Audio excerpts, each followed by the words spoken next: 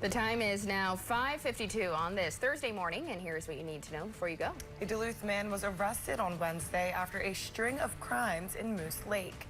According to the Carlton County Sheriff's Office, the man broke into a Lucky 7 gas station in Moose Lake early Wednesday morning. Shortly after, a vehicle was reported stolen from a Quick Trip nearby.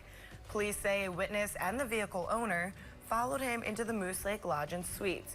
Authorities found a 43-year-old man matching the suspect description in the McDonald's parking lot.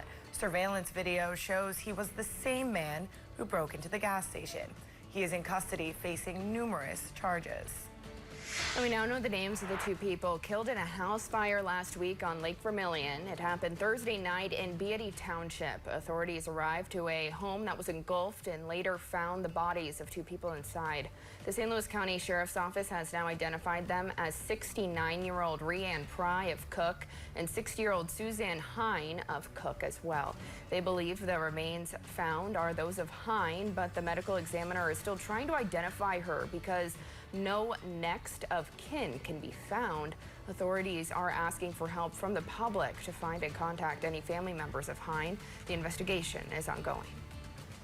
An invasive tree-killing pest has spread to another part of the Northland.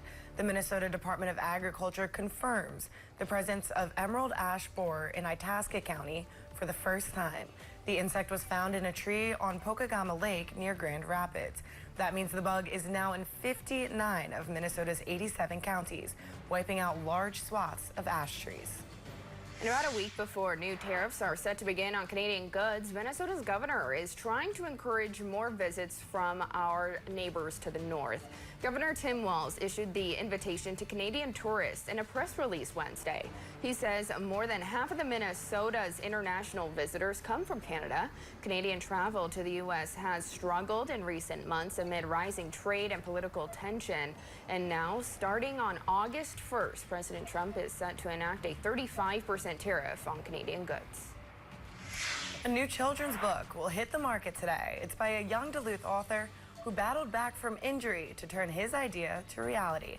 Author and illustrator Caden DeLouch Kubaat hurt his drawing arm. Recovery was long and slow, but that gave the 21-year-old time to dream up Pip, a world-traveling puffin that learns to help others rather than himself. Caden will have a book release gala from 4 to 7 today. It will be at St. John's Free Lutheran Church, which is on Arrowhead Road in Duluth, across from the Quick Trip.